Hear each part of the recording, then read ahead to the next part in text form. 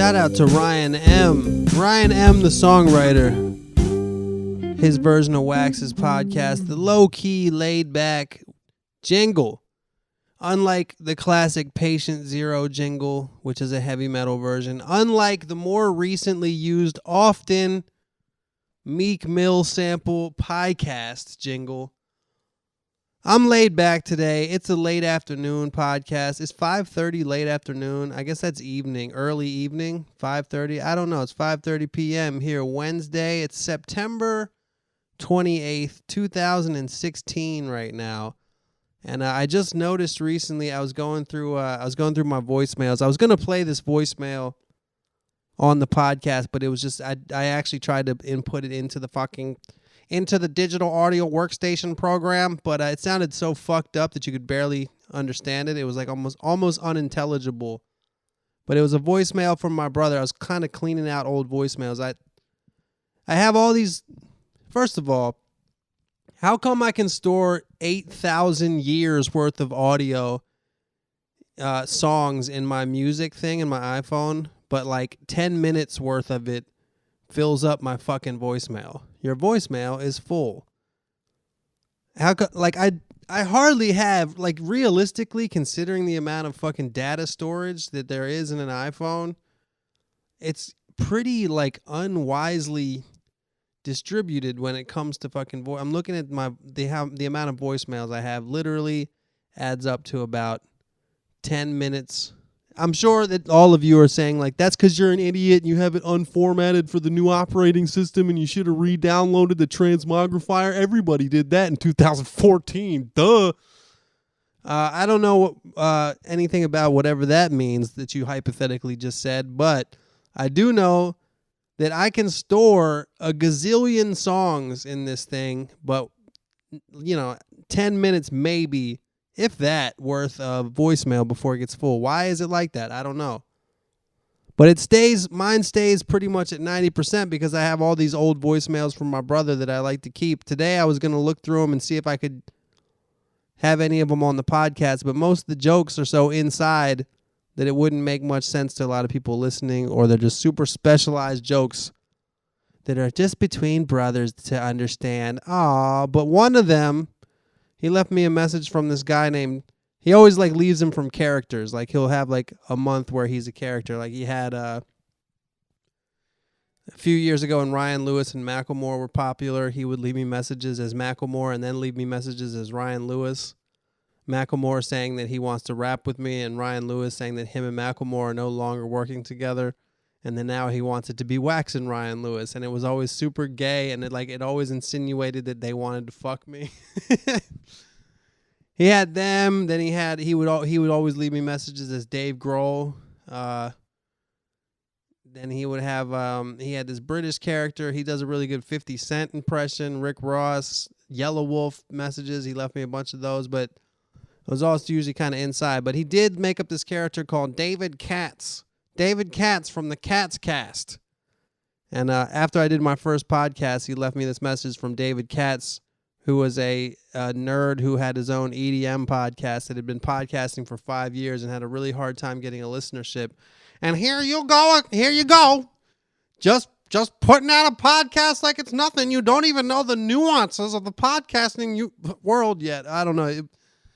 But my only point in saying all that is I noticed when I was looking through it that was 4 years ago. So as of like 2 weeks ago or a month, I don't even know, maybe a month ago, I've been doing this podcast for 4 years. So I guess congratulations to me, even though it's the most inconsistent podcast of all time. Well, I'm sure there's much more inconsistent podcasts. I mean, my boy Jay On, he was going to start a podcast. I think he did like 2 episodes and never did any more. I know my boy Frank isn't as consistent as he once was. It's hard to be consistent when you don't have an audience. That said, I do have an audience. People listen to my podcast. So for me, it's one of those things where, I should be lucky. I should be thankful. I should be grateful that people even listen to this podcast. And to you guys that are listening right now and have been loyal listeners, thank you so much. Thank you for listening to this podcast. I've been doing it for 4 years now. I'm on episode 120. So that goes to show you that I should be on episode 208. 52 weeks in a year, right? 52 times 4 is 208. So should be on 208. I'm on 120. I average 30 a year. Not great, but not terrible. That's what? 30 a year. That's 12 months in a year. That's almost 3. That's like 2.5 per month. Damn. When you put it that way, it doesn't sound too bad. I'm sure I did the math wrong. I did the math pretty quick in my head. I'm sure I fucked that up, but in my head, it seems like I averaged 2.5 a month. This year has probably been bad. The last 2 years, when I first started doing it, I was much more consistent. And maybe now I will be consistently more consistent as time goes on. But thank you guys for listening for 4 years. I can't believe that I've done that many episodes, even though it's not even that many. People that started doing podcasts 2 years after I started have passed me in episode count. But you know what? All those other podcasts, they're not even podcasts. They're just regular podcasts. This one is extraordinary. 4 years worth of the best podcast of all time is worth 1 million years of any other podcast. They're just putting out content for the sake of putting out content. You know what, man? I only do mine when I'm fully inspired. When I'm fully inspired by life, I only do my podcast with pure inspiration in mind. So while you're putting out your bullshit just to fill an hour's worth of time and calling it quote-unquote content, which I would never call my podcast. I call it intellectual property. And you know what? My intellectual property isn't fucking cheap. My time is money.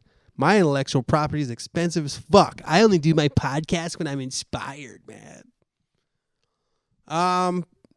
That said, today I'm not really that inspired, so how about I fucking go suck my own dick and punch myself in the face? Hey, how about that? How about I do that for today? Today, the reason I did the late, I think I shouted him out in the beginning. I don't know. Did I shout out Ryan M., the songwriter, for the laid back, super mellow podcast jingle, as opposed to Patient Zero that I used to use, the metal jingle, as opposed to the Meek Mill podcast jingle, as opposed to, as not opposed to my boy Jay Cub's trumpet intro, which would have been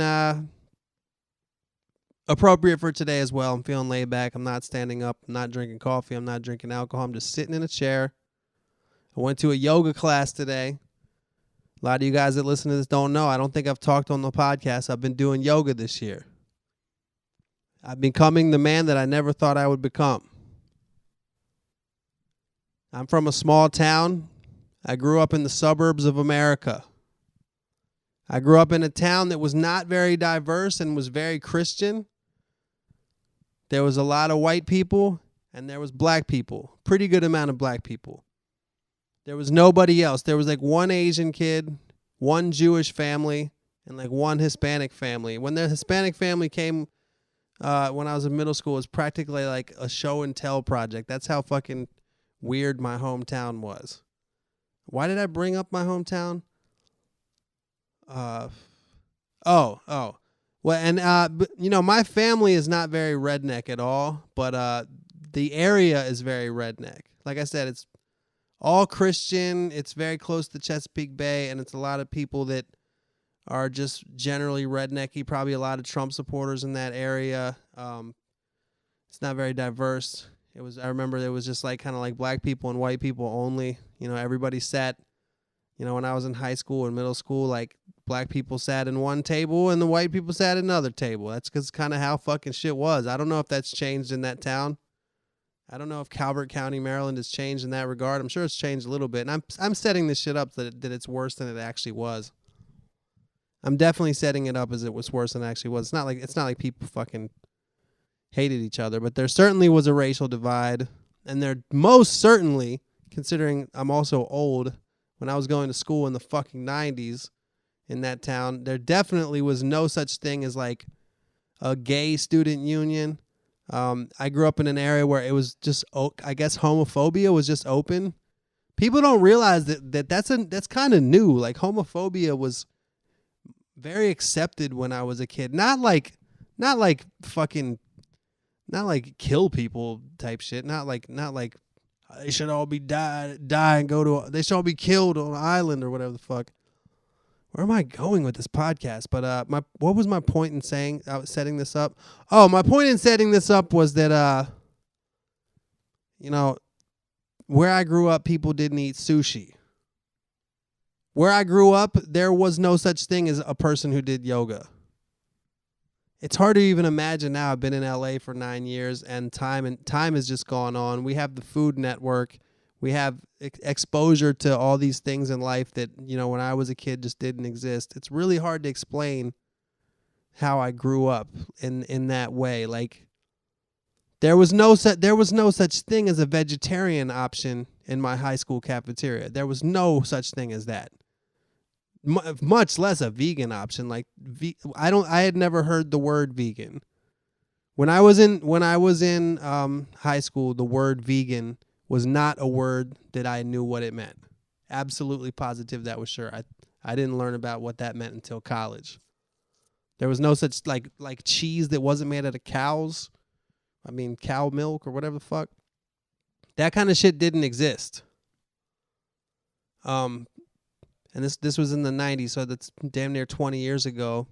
Or I guess, depending on what part of the 90s you're talking about, it's more or less than 20 years ago. I mean, you do the math. It's not rocket science.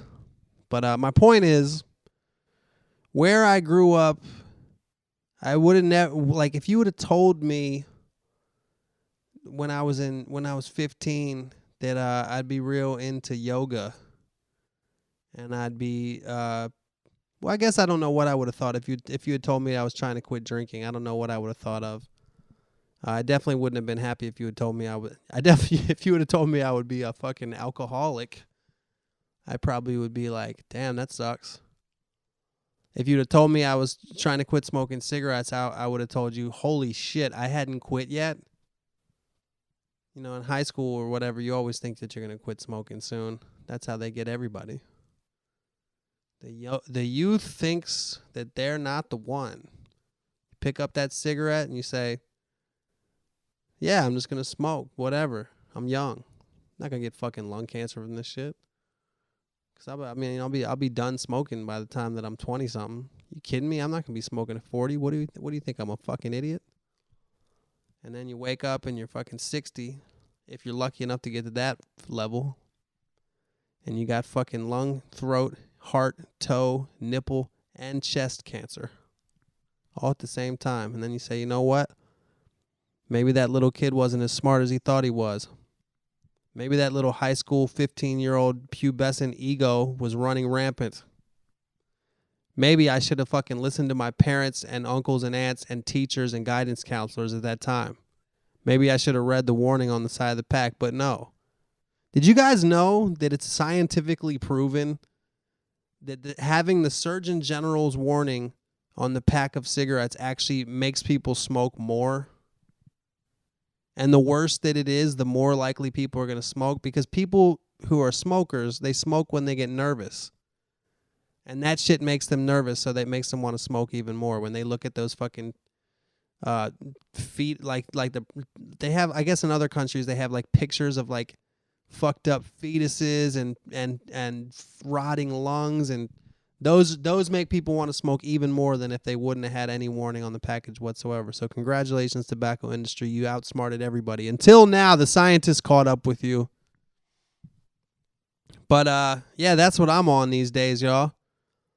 I'm trying to be healthy, and in doing so, I feel like my life is a little bit boring and weird, but I'm doing shit. I went to the beach today. I had a thought today that I wanted to share with you guys. I know that on the last podcast I talked a lot about quitting drinking and whatnot, but just to give you a real quick little piece of insight into what it is to be like, I don't really know what the word addicted means at this point in my life. I don't know what addicted means, but let's call it obsessed. Let's call it obsessed. Just the same way you're obsessed with an ex-girlfriend. The same way you're obsessed with, that some people are obsessed with like Star Wars or Star Trek or whatever the fuck kind of comic book. People have obsessions with things. And my obsession is with alcohol. And I'll explain to you like the kind of thought process that happens when you're obsessed with something. This is a real thought that I've had multiple times because I went to the beach last week and I went to the beach this morning. I looked at a house. I hope I didn't mention this last week. I don't think I did, but I looked at a fucking mansion. The kind of mansion that they have in Venice Beach. It's like a tall, square, skinny, 2 or 3 story high house. And on the top, there's always like a beautiful balcony. There's usually several balconies on each floor. They have at least one, but there's this beautiful balcony, this beautiful house. It looked like an amazing place to live. Obviously, it's right on the water, just panoramic views of the Pacific Ocean, right on Venice Beach. And the Marina Del Rey side is of Venice Beach, so it's not like in the thick of things. It's still kind of private, but still close to shit. And I looked up at this awesome balcony, and I seriously thought in my head, I was like, yeah, but why would you want to have that if you can't drink on the balcony?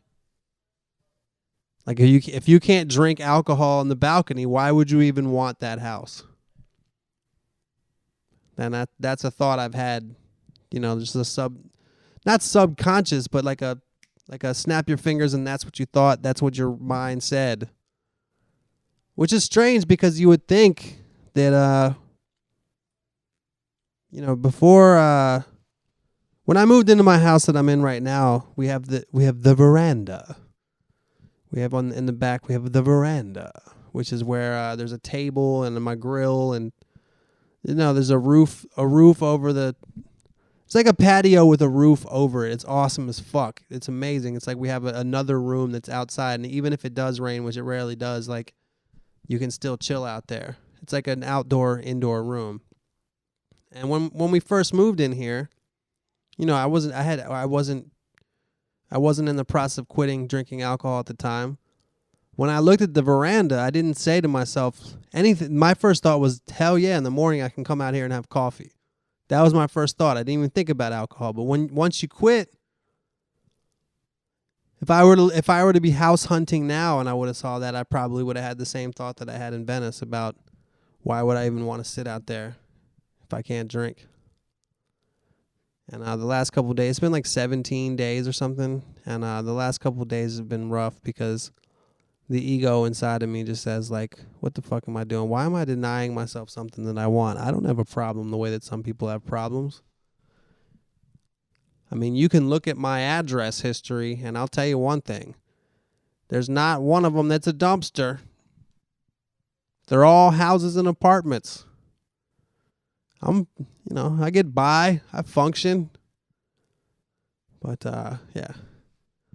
Bottom line, this is the last thing I'll say about, well, hopefully it's the last thing I'll say today about the alcohol shit.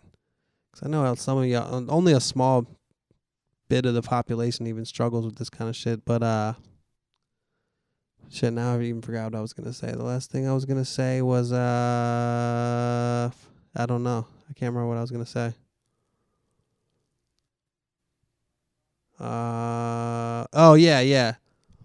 Well, I've been drinking consistently for almost 20 years. I'm just telling myself, like, what? I can't be sober for one? Just try something new. Just the same way I'm trying yoga. Just the same way some people try to not eat red meat. Just the same way some people try veganism, as I mentioned earlier. Yeah, when I was in it's funny, man.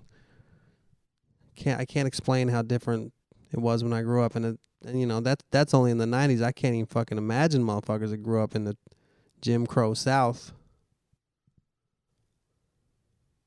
Yeah, it was non-diverse and very, like, the shit we think about now, we just didn't think about then.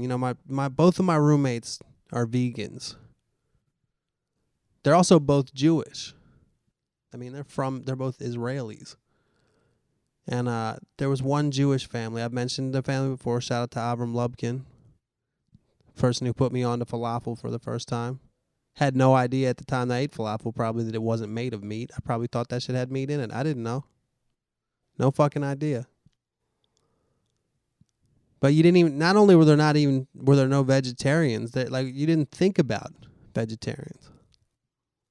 My brother was saying that he was having a conversation with somebody at his work trying to explain to them the attitudes that we had in our town growing up, and he mentioned something about how there really wasn't any sympathy towards gay people. Anybody who was gay had to either like hide it or just get super made fun of, kind of openly. And this guy was a little bit, like, barely younger. Maybe he was 30 exactly, and he was from San Diego. And he was like, yeah, the gay and lesbian student union sometimes would get picked on. And we were like, he was like, student union? Gay and like that was unheard of when I went to school. It was some white bread shit. Some down home America shit. You play Little League baseball. You play your baseball and try to go to college. You know what I mean? Yeah, so it was different there. And now it just seems like a whole, things that are that long ago just now seem like a whole entire lifetime. It seems like a lifetime ago, doesn't it? A whole different lifetime. And now here I am doing yoga and loving it. Love that shit, man. It's like my favorite thing I do right now. It makes me walk out of there on a fucking cloud. If you guys are ever depressed, if you feel like your mind races, maybe you're in my boat. Maybe you're trying to quit an addiction. Maybe you just want to bring some more joy into your life. I recommend the fuck out of doing yoga. I recommend it hardcore, and I know some of you are like, you're using homophobic slurs in your mind to describe me right now.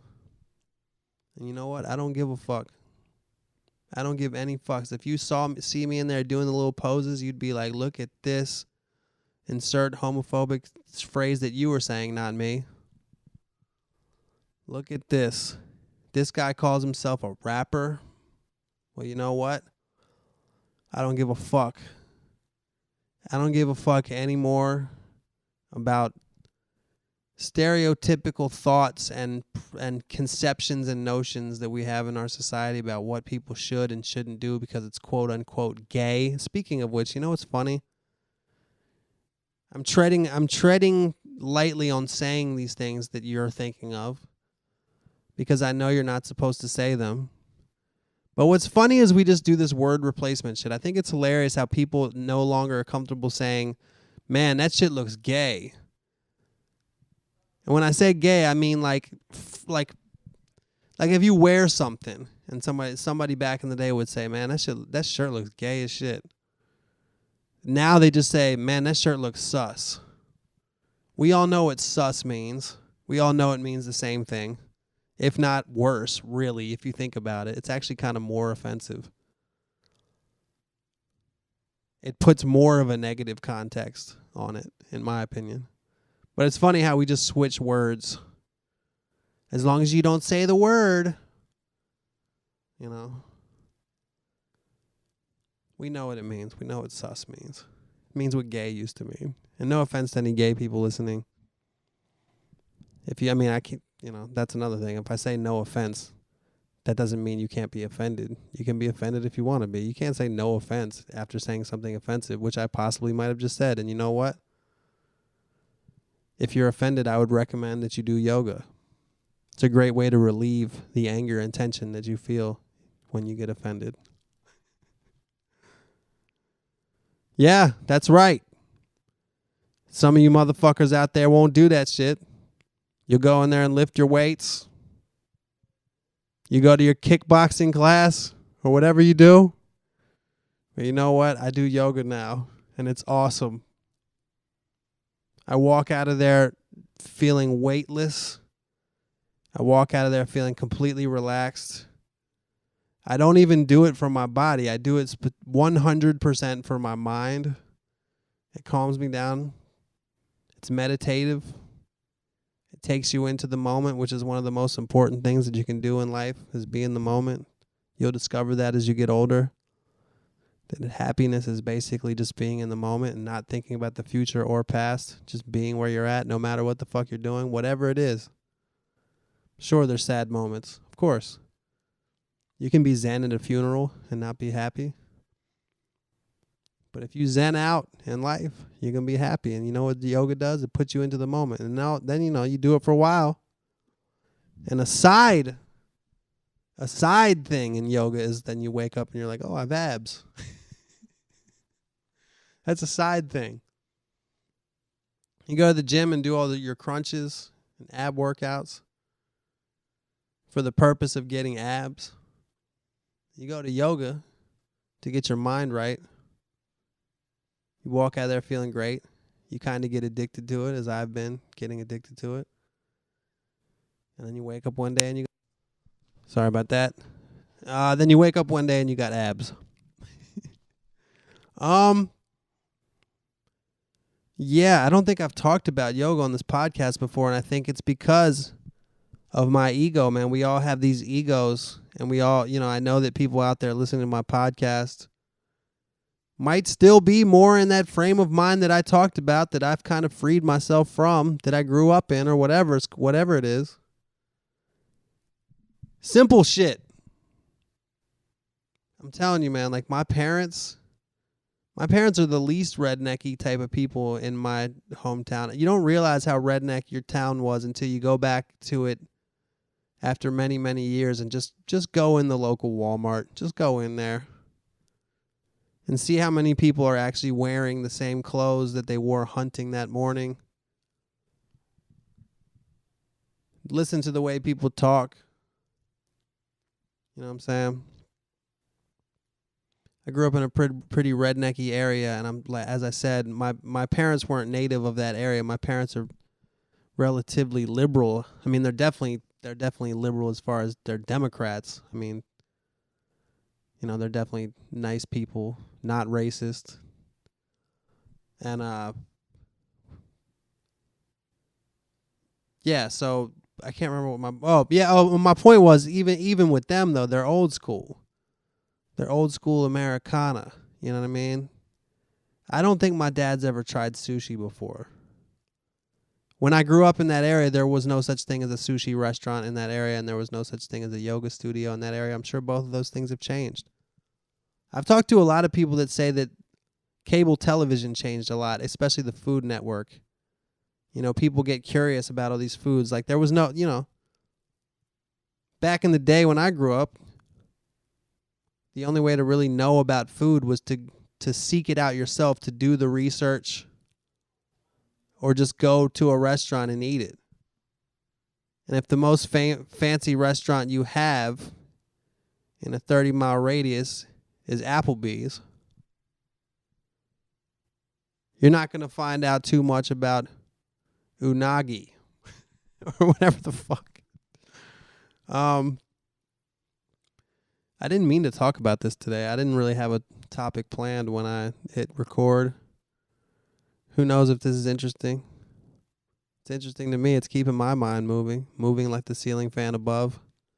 The ceiling fan that I'm currently staring at. Sitting down, seated, this whole podcast, calm, in a neutral state of mind. Some of you guys listening to this at work, I hope you're having a good day. I hope you're having a great fucking day at work. I'm blessed to not have to have a regular job. That said, don't think that it can't get stressful. Don't think that my fucking people that I owe money to don't hit me up. Don't think that I'm not in debt. Don't think that I don't worry about money. All that said, I'm blessed to be probably making at least some money coming up. I'm going to be doing a tour. Going to be on tour, y'all. November and December, I'm going to be touring the good old United. Damn, sorry about that. Keep getting these errors on Pro Tools. I have the nicest computer you can buy. Just like my fucking iPhone can't handle 10 minutes worth of voicemail, this computer that's like the nicest computer you can get at the fucking Apple store. More like the crap old store.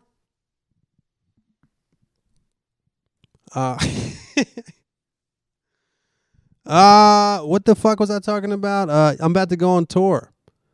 November 9th through December 23rd, I will be out and about on the road in the United States of America. This is definitely confirmed, but there's still a couple dates that aren't completely confirmed. That's why I haven't released all the dates yet. But dude, I'll be all over the place. I got a show in Bozeman, Montana, dog. I got a show in Sioux Falls, South Dakota. I got a show in Fresno, California. I got a show in Miami. Never played in Miami before, y'all. Doing a lot of smaller towns on this tour, but I also am doing the classics. Doing New York City, Chi-Town. Looks like I'm doing Cleveland, Dallas, Los Angeles, Oakland, Seattle, Portland. Might even be doing Spokane. Yeah, within the next week, I'll have a complete list of where I'm going to be at. It's all United States stuff, y'all. Unfortunately, I'm still not allowed to go to Canada, or I would be playing in Vancouver and Toronto and Montreal and stuff like that. But alas, I still haven't got that shit straight. Not sure if I will. Maybe I will. I don't fucking know. It costs a bunch of money, and it's still not guaranteed for me to try to get my shit straight to go to Canada. But hopefully after this tour is done, maybe I can get over to Europe. Maybe I can get over to Australia. But as for now, I'm in the good old U.S. of A. That was kind of like that old song from Dukes of Hazzard. Old ass references, man. The older I get these references, I mean, that's an old reference for me. But that's the kind of shit. I was a kid. Dukes of Hazzard was on. Didn't think twice about the fact there's a fucking Confederate flag on the Heroes car. Nobody did. Everybody just saw it like that. I mean, I was a kid. I didn't know what the fuck that meant. Speaking of being a kid and not knowing what shit means, holy shit.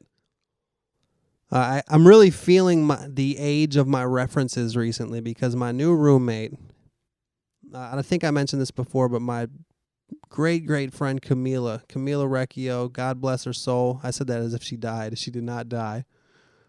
She's out of town. She's touring with my boy Watsky. If you want to check out Watsky, his show is always incredible. He's in Europe right now, but he's also was in the States and is going to be in the States again.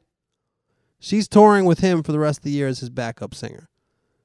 And she was my roommate, and she moved out. And in her place, subletting until the end of the year, is the homie Jonathan, who is a 22-year-old guitar prodigy from Israel. Amazing guitar player, also a really fucking awesome dude. But he's 22. And references just fly over his head. And, he wasn't even alive when I was listening to some of the shit that I listened to back in the day. And, he hadn't heard of shit. And the thing that I was going to bring up, a crazy story he told me. This is fucking wild. He's from Israel. He said he didn't pay attention in school. All he gives a fuck about is playing guitar. He never paid attention in like middle school and high school. I think he might even said he dropped out of high school. But he ended up when he was 18 moving to the States, and he attended the Berklee College of Music. And he moves to Boston, but he never really paid attention in school. He never knew shit about he didn't know anything about American history. One vital piece of American history he had never heard of was slavery. So he fucking gets a roommate at the dorm, black dude, 18, American dude.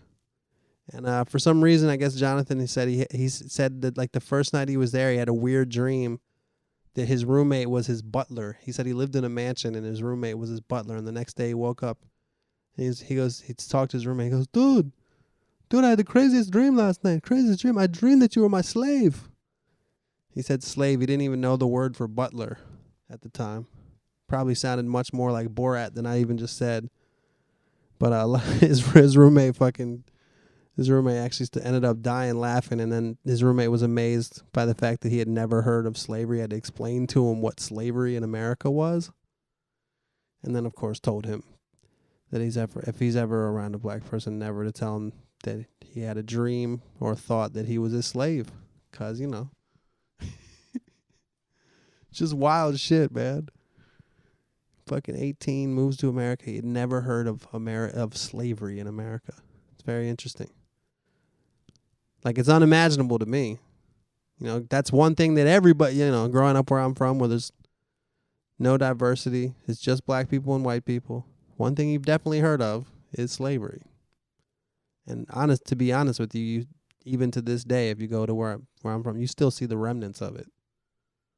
You can still see what's left. People think that slavery was so long ago. It was not. That shit was still going on in the 1800s. And it's not like when slavery ended, they gave all the freed slaves money and took all the money away from the masters. They still live in the same fucking houses. Not saying where I'm from you see that. You don't, but if you go to certain places in the Carolinas and shit, you do. They still own all the shit. They didn't take away the shit that they got from the free labor. People think that shit goes away. You're fucking idiots if you think that shit goes away. Think inheritance doesn't matter. Think in the 1800s, somebody starting with no education and no money whatsoever you think that leveled out against a fucking multi-millionaire fucking corporation owner? You think that shit leveled out by now? I hate when people dismiss slavery in the modern times. Get over it. It's one of my least favorite things about race in America and the anonymity of Facebook and the way people use it. I hate that people dismiss the effect of slavery on modern America.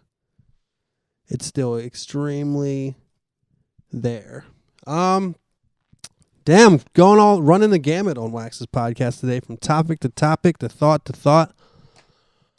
Let's do questions and shout-outs, shall we? All right. Didn't even pull it up yet. Going into the email, going through the inbox, seeing if I can find the fucking list of put together of shit. An email from myself to myself is what I'm looking for, y'all. That's what I'm fucking looking for here. Where is the podcast? Email. And how long can I just continue to talk without saying anything? Here it is. All right, shout-outs. We got Dylan T. Dylan. Classic fucking modern white name. Dylan. Connor. Tyler. Dude, all of my friends that have kids, they all have kids with names like with Lynn and N at the end. Caden, Aiden, Rylan, Roman. That's going to be like popular as fuck. And if you look at a high school in 12 years, 12 to 15, whatever. There ain't going to be no more Christopher, Brian, and Steve. It's going to be, hey, Caden, did you hang out with Aiden yesterday? Nah, Rylan was at Krylan's house, so we hung out with Branson and Dylan and Tyler. All right, we got Dylan T. We got Rob R. and his son Dante. It's great. Dante is a great fucking name. Let's do that. While I go through the shout-outs, let's discuss names. Let's just discuss. I know a couple people that are pregnant right now. Let's discuss names and how we feel about them. My sister's pregnant, actually. Shout out to my sister if she's listening to this, which who knows? I don't know if she listens to this or not, but she has a boy in her belly. It's gonna be named Russell, and I'm kind of excited about that. It's pretty awesome. My sister's gonna have a newborn baby and a 21-year-old. It's wild shit. Dylan T, Rob R, and his son Dante. We got Roland, a.k.a. CY I Hate You. That's CYIH8, the number, and you, all one word. Very internet. I'm assuming Roland is his God-given name or mother-given name or whatever. Roland. I don't know anybody named Roland. You call him Rolly. What up, Rolly? What up, Big Rolls? What up, Land? What up, Big Land? I don't know anybody named Roland. I think if I did, you'd probably just call him Roland. It's kind of like Ronald. If you switch to where the L and the A are, Ronald and Roland. It's like a what do they call those? I don't know. Cash with a K from Chicago. That could be short for something. I know I have a friend named Koosh that is short for. I don't even know what Koosh's name is short for. I can't remember what Koosh's name is short for, but it's definitely, that's the first four letters of his name. It's an Indian name, and Cash very well could be the same thing. But I'm guessing that Cash is probably some kind of rapper or hip-hop guy that actually decided to be like Cash as in cash money, but misspell it with a K because he's a rapper. All right, we got Jack D. Jack is a classic. Jack Nicholson, Jack White, Jack Harrer, Jack D. Jack Daniels, man. Classic name, Jack. Is Jack short for something? Jackson? I think when people are named Jack, usually like Jack, let me look it up. Jack Nicholson. Let me get Jack Nicholson Wikipedia. I want to say that Jack Nicholson is with Jach, but I could be totally wrong about that. Jack Nicholson. John Joseph. His name is John Joseph Nicholson, a.k.a. Jack. Is that motherfucker? He never had any drug problems? He had to have had drug problems, right? He had to have had some fucking drug problems. All I know him for is sitting at the games, sits at the Lakers games. He also does a million fucking famous movies. One Flew Over the Cuckoo's Nest being one of them. What's his? The Shining being one of them. A Few Good Men. What's he say? You couldn't handle the truth. And that's what a lot of people say about my podcast. It's hard to listen because they can't handle the truth. We got Francis S. Francis. That's a good name. Francis. That is my brother's middle name before he was adopted. My brother was James Francis, and then when he got adopted, they changed it to Christopher William. Mine was what the fuck was mine? I had the same first name and a different middle. I can't believe I remember his and don't remember mine. Michael. I had a different middle name, but it was something, I don't know. All right, we got Jame, Jame. I'm going to stop talking about names. It's fucking getting old. Elias from Seattle, although that's a cool name. Evan C., who recommends the rapper Benefit. I hadn't heard of that in a while. Benefit I remember he had a song about Mario Brothers or sampling Mario Brothers that was pretty well known in the early internet days. The days of undergroundhiphop.com. The days of the OK Player message boards being popular, if I remember correctly. Early internet. The internet is changing. We got Jay Mecca, Tony V, Frank H. Frank is a great fucking name. If my name was Francis, I'd definitely go by Frank. We got Chris from Chicago. I think my one boy Frank is named Francis, and then I have another boy named Frank's Francis. I gotta imagine that my friend Frank, my main friend named Frank, frankly, prefers it from the. He's probably Francisco, I'm guessing, because he's Hispanic, and I'm guessing in a racist way, but I'm pretty sure he's probably Francisco. Chris from Chicago. We got Alex and Jeff, Day F. Shout out to y'all. We got Ed from Chicago. Definitely going to see you on tour, Ed. Looking forward to it. We got Clones 3K, all one word. Very internet-y right there. Before the internet, you would never have somebody name themselves something like that where they had to explain that it's all one word and spelled like that. Because people would say their name. It wasn't everything. You wouldn't read everything. It's weird. The internet's made us dumber, but made us read more. It's made us look at text a lot more often, but give a lot of fucks less about text formatting in the proper way as far as English goes. We got Rob E., Hayden B., Evan H. from Millbrook, New York, Sean in Philly, Nicholas P., and last but not least, I believe the only female who I'm shouting out today, Kristen W. I think the female listenership of this podcast has drastically dropped.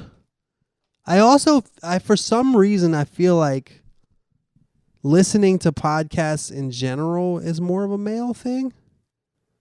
I don't know a lot of chicks that listen to a lot of podcasts. That said, I don't know anything. What's up, Wax? Let me get into these questions.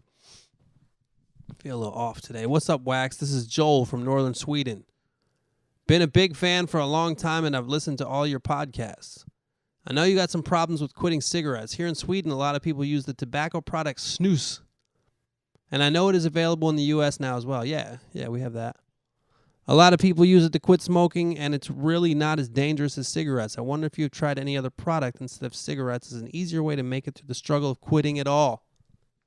Sorry for my bad English. Keep it up with the music. Hey, man, your English is great.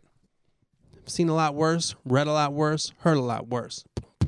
Seen a lot worse, read a lot worse, heard a lot worse. Joel, yeah, I have in the past experimented with replacement. I'm not a big fan of the vapes. They make me fucking cough. And you know what made me cough really bad? And then I just quote unquote got used to it, as people tell me to do with the vapes. Cigarettes.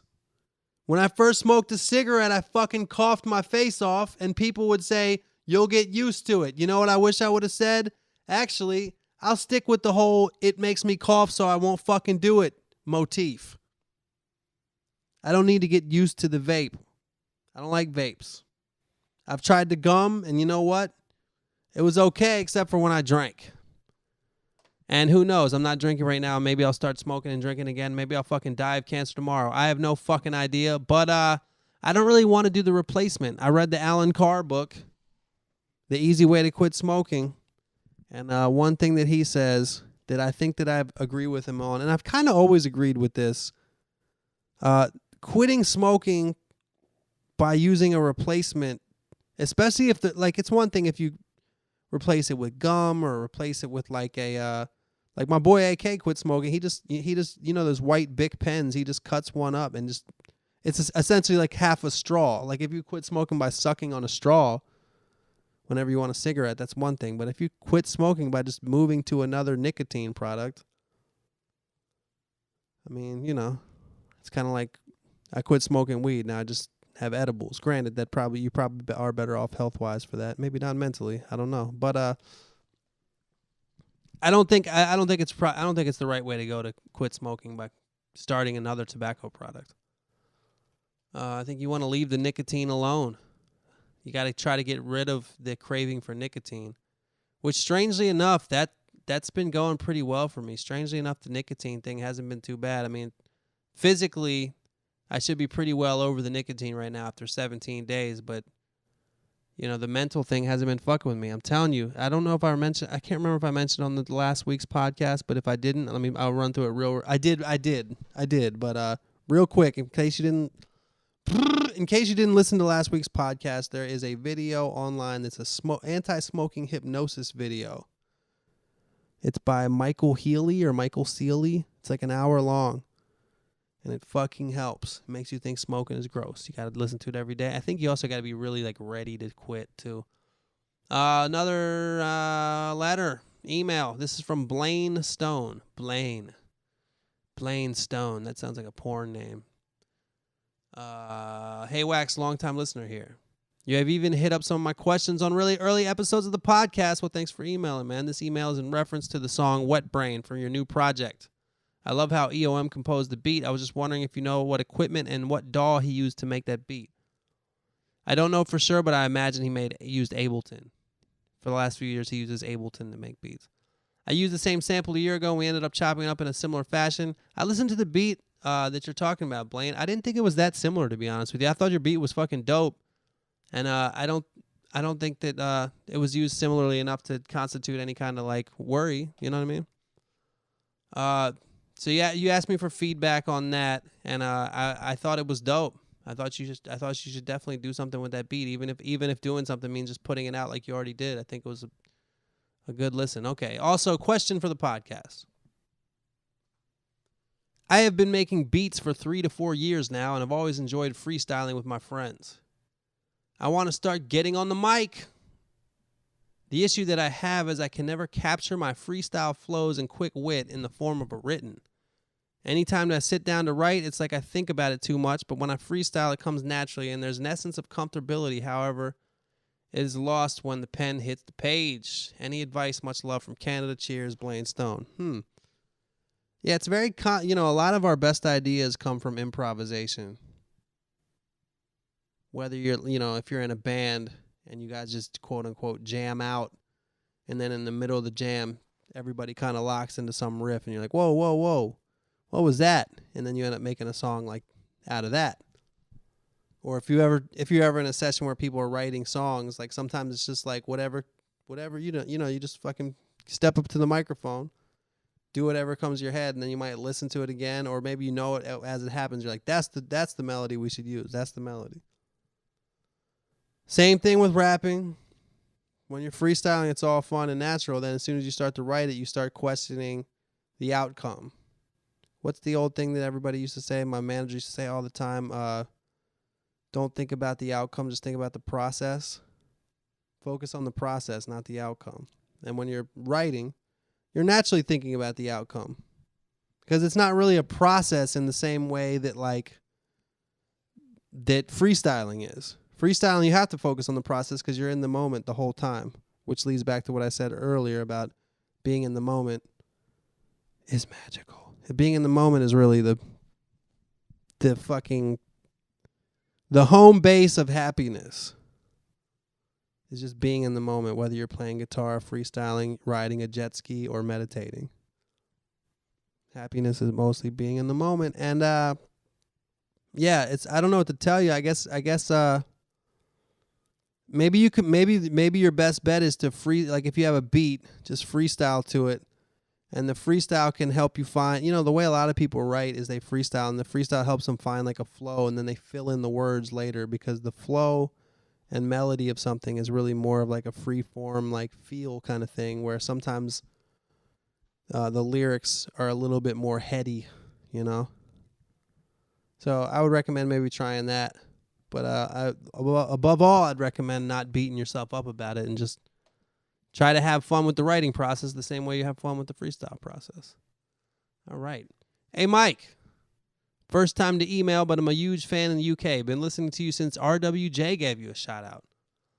Man, I haven't talked to him in a while. Just wanted to say the podcast and music has got me through the last year. Mainly the music. I've been working in a college as the janitor on my gap year. I know you're supposed to travel and shit, but who has the money for that? That's funny. Everybody does the gap year between high school and college. The whole point is like travel and do cool shit. But like, you're right.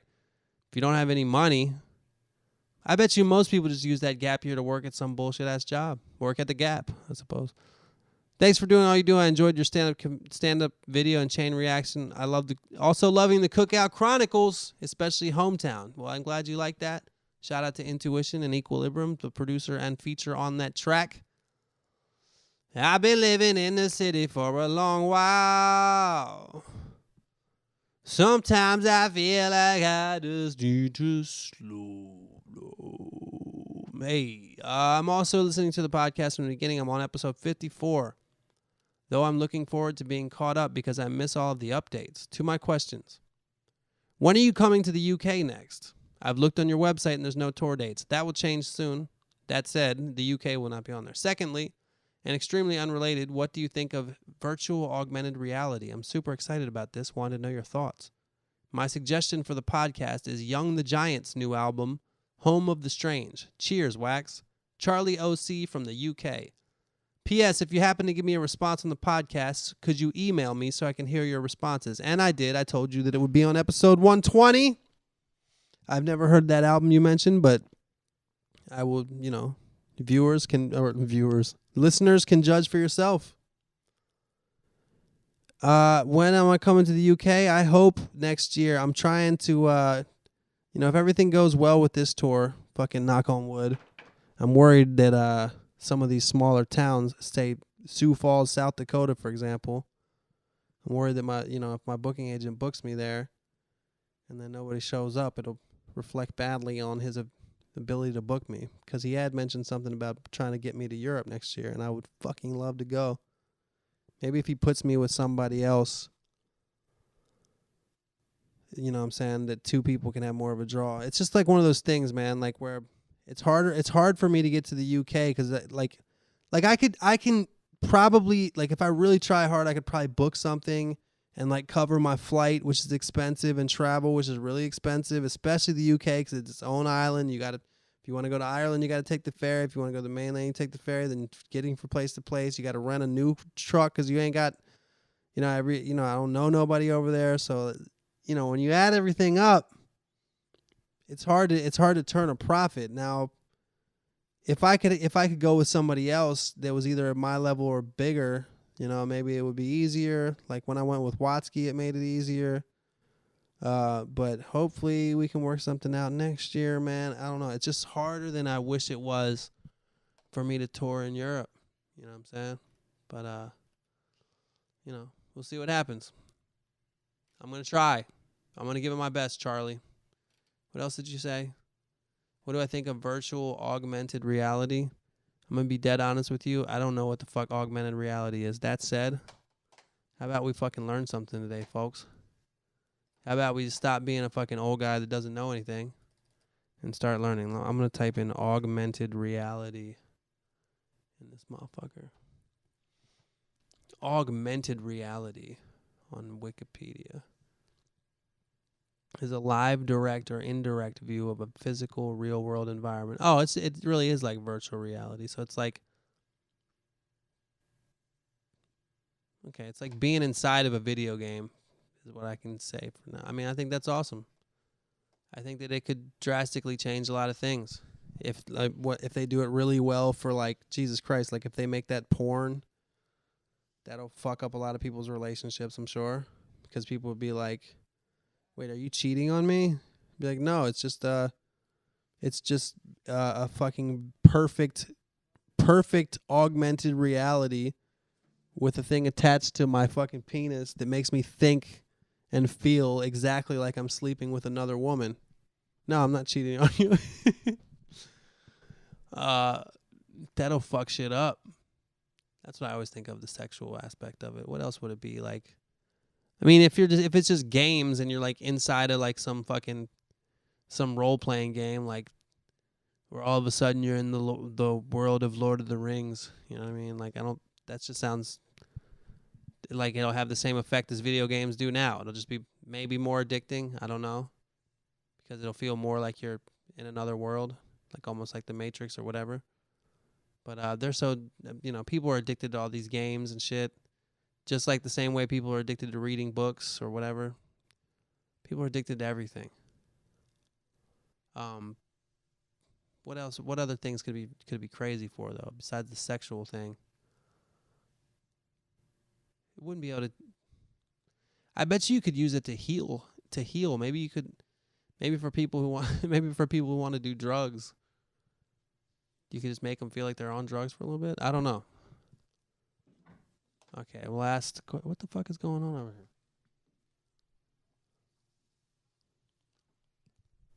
Fuck. All right, last one. What up, Wax? It's Lewis, a.k.a. Lewis Likes Turtles, a.k.a. Are You Gonna Eat That? Send me a picture. This was back at the Troubadour around 2009, 2010. I was 17 or 18 then. 5 or 6 years older now. Anyway, I listened to you through high school and can genuinely say that your music made me a smarter person. I guess that's why I'm here, man. All of your verses are witty and use words that at that time I had not heard before. I would quote verses from pretty much any and every song off the Liquid Courage around school. Well, I appreciate that, man. Thank you so much for listening. I'm reading a lot of praise on this one, but it's okay. I habitually use random lines from many of your songs in everyday scenarios. For example, when someone asks me, will you insert action, I always respond by saying, yes, I will, son, like Woodrow. Or, this is just one of many. My question is, what is one of your favorite lines from any of your songs and why? Before I get into talking about myself, I think that's interesting. It's very interesting when a line in a song or a lyric in a song becomes something like that. Like the one that I think of off the top of my head is there's an MF Doom song. I can't remember the name of the song, but the first line is, there's only one beer left. Rappers screaming all in our ears like we're deaf. And so many times, especially when me and E lived together, so many times when there was one beer left in the fridge, I mean, you say there's only one beer left, but you have to say it like that. And there's a lot of other lines like fucking, I thought today, like if you say stop, if you're like stop, You always want to say collaborate and listen from fucking Vanilla Ice, Ice Ice Baby, who's also a person my roommate hadn't heard of. Old references. Had a line about old references in a song that I never used for my mixtape. Something about Seinfeld and Kleinfeld. My references are old as fuck. Adam and Eve in the wintertime. Cold as fuck. Yeah, so my favorite lines from one of my songs. Shit, I've had a lot of songs now, man. Hard for me to say, but I guess I'll just think of the new. From my new album, you know which one I really liked? You know what line I really like? Sometimes I like the ones that are dumb and then that aren't going to necessarily make you smarter.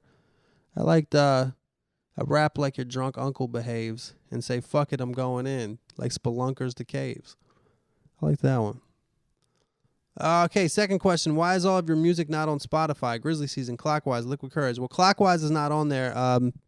The reason that you might not be able to find Grizzly Season or Liquid Courage on Spotify is because they're on there as not as Wax. They're on there as Wax and EOM and Wax and Herbal Tea. Sometimes, you can't find that shit on Spotify if you're just searching for Wax because it's a whole nother group. So search for Wax and Herbal Tea if you want to find Grizzly Season, and search for Wax if you want to find Liquid Courage. I would think you could just search for Grizzly Season, but maybe there's some other shit like that. I mean, Grizzly Season's probably. I got fucking Spotify right here, B. If you go to the search bar and you type in. Dude, if you just type in Grizzly Season, it's the first thing that comes up. It's the only thing that comes up.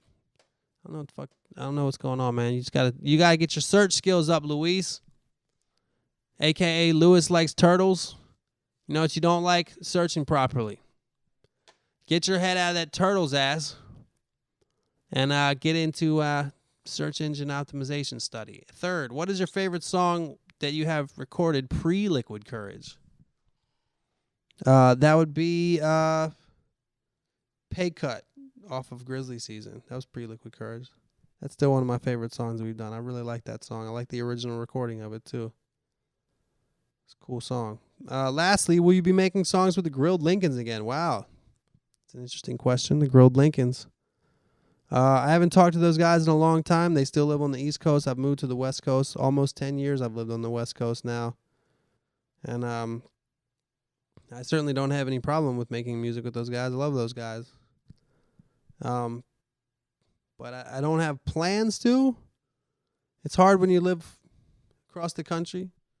And also, like, sometimes you want to try new people. You want to do stuff with new people that you've never done stuff with before. Thanks in advance for your time. Considering how long it takes you to get to these, I probably won't know the answer until Christmas. Well, didn't I prove you fucking wrong? I'm a graphic designer in San Diego. If you ever need any work done for free, oh man, I should fucking hit you up. I appreciate you offering your services, man. I always need some kind of fucking shit done. But I got my dude Galen that does all my shit, that kind of like knows what I like, and he's done everything for me. So shout out to him. Shout out to everybody that listens to this podcast. Shout out to everybody that downloaded or streamed my new album, The Cookout Chronicles. Keep looking out for the tour dates, which by next podcast I should be able to announce all of them. Yeah, feeling good, man.